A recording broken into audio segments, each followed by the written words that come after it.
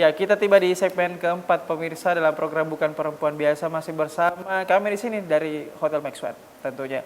Nah, kita kembali ke Putri Batik Nusantara Sulawesi Selatan tahun 2023 yang baru saja dinobatkan beberapa pekan yang lalu. Ya, betul ya. Betul. Baik, tadi pendapatnya silakan dilanjutkan lagi.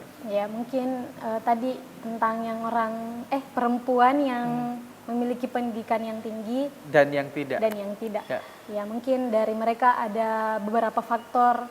Ya, yang tadi saya bilang Kak, mungkin yang paling utama itu soal biaya. Ya, karena kita tahu tidak semua orang yang memiliki biaya yang cukup untuk melanjutkan pendidikan. Biasanya Kak, faktor utamanya itu. Kemudian yang kedua mungkin dari orang tua Kak. Mungkin ada yang mendukung, ada yang tidak. Nah, kemudian mungkin ada juga beberapa orang yang mungkin dari dirinya memang sudah tidak mau untuk mungkin melanjutkan. Gimana caranya mengentaskan pendidikan yang rendah agar generasi-generasi pada perempuan ini, utamanya generasi sekarang ya, sebagai generasi Z, agar mereka bisa dipastikan bahwa mereka memiliki pendidikan yang layak. Gimana tuh dari pandangannya Nia? Menurut saya Kak, kalau untuk hal tersebut mungkin kita bisa dukung dengan cara mengajak mereka untuk berusaha mendapatkan pendidikan yang layak. Mungkin kalau memang dia tidak punya misalkan biaya Kak, mungkin bisa kita bantu carikan pekerjaan dulu supaya mungkin dia bisa punya penghasilan sendiri dulu. Terus dia bisa melanjutkan pendidikannya. Karena yang biasanya Kak, orang-orang yang tidak melanjutkan pendidikannya itu yang dari jenjang SMA ke kuliah. Ya, biasanya kebanyakan kebanyakan melihat begitu Kak.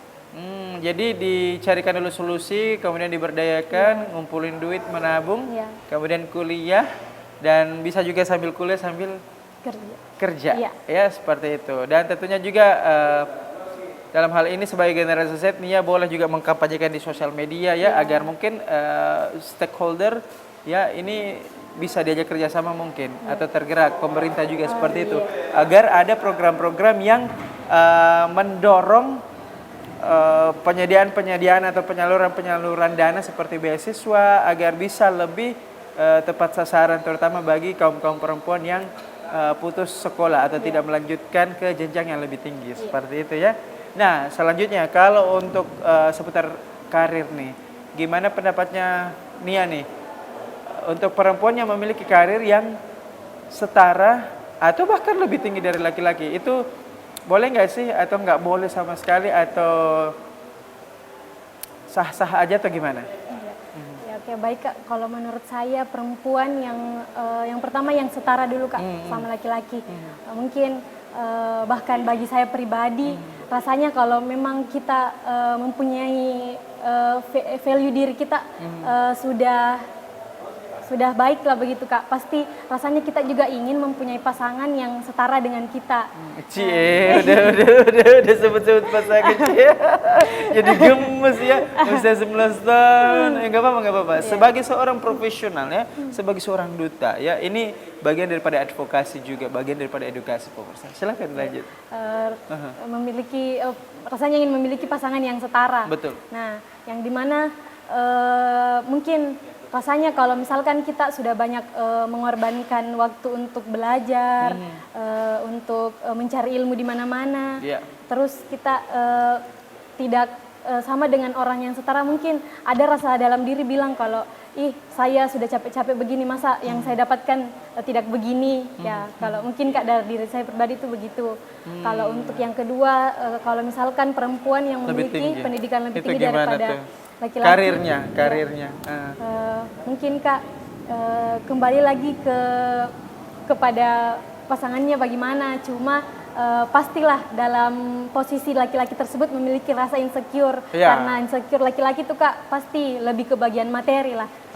Betul. Namun bagaimana caranya mereka berdua kembali untuk sama-sama saling meyakinkan untuk bisa saling menerima. Kalaupun mungkin perempuan pendidikannya lebih tinggi, dia harus eh, men- Pendidikan, kerjaan, keuangan, karir. Iya. Karir maksudnya itu. karir ya. Aha. Dia harus bagaimana ya Kak? Harus Nah gimana tuh, kan itu kan bisa kadang-kadang ada gap ya, ada Iya. kesenjangan. Iya. Biasa kadang sensitif Iya, hal-hal sensitif, seperti iya. itu.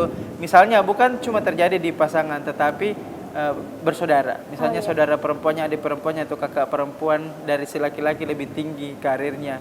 Ya itu bisa jadi gap ya, atau jurang bagi saudara-saudaranya yang lain. Biasa kadang ada ego yang timbul hanya karena lebih tinggi pendidikan, lebih tinggi karir. Terlebih kepada juga urusan rumah tangga ya, seperti mungkin di masyarakat terjadi di mana gampang sekali ada perceraian karena istrinya lebih tinggi karirnya, seperti itu. Itu apa sih solusinya seperti itu? Mungkin untuk solusinya Kak, perempuan ini kalau memang dia sudah memiliki pendidikan yang tinggi, dia harus tetap merendah dan maksudnya harus kayak bersikap yang bagaimana tidak posisinya dia tidak merasa di atas laki-laki tersebut. Iya, betul. Ya karena pasti rasa insecure laki-laki di situ Kak. Iya, Kemudian dari kalau dari sisi laki-lakinya mungkin perlu lebih ekstra lagi. Oke, perlu lebih ekstra lagi. Tapi yang jelasnya perempuan ketika lebih tinggi, ketika pulang ke rumah itu harus jadi makmum. Iya. Tetap ya. Iya. Apakah perempuan ini adalah si anak? Iya. Apakah si ibu? Apakah si istri? Apakah kakak? Apakah adik? Tetap jadi makmum. Walaupun perempuan ini lebih tinggi dari laki-laki karirnya atau pendidikannya. Dimanapun itu berada. Seperti itu. Boleh di luar lebih tinggi sah-sah saja. Boleh setara di luar boleh. Tapi ketika kembali ke rumah itu jadi makmum atau kedua. Seperti itu, bukan lebih rendah ya, tapi kedua seperti itu. Baik, pertanyaan selanjutnya adalah pengalaman hidup yang tak terlupakan. Sini ya, apa nih? Mungkin sedih, takjub, tercengang, menjengkelkan, benci, atau sesuatu yang susah dijelasin gitu. Tapi itu ada tuh, ajaib, atau mungkin ada sisi-sisi spiritual, atau memang hal-hal yang sesuatu yang bikin kagum, atau apa tuh? Ada nggak pengalaman tak terlupakan? Iya, pengalaman tak terlupakan Kak. Sebenarnya banyak sih Kak, dan rasanya sampai sekarang masih diingat. Semuanya jelas. Mungkin yang paling tidak bisa saya lupakan itu Kak, saya pernah waktu SD. Oke, kita akan kembali usai jeda berikut ini. Tetaplah bersama kami pemirsa dalam program Bukan Perempuan Biasa.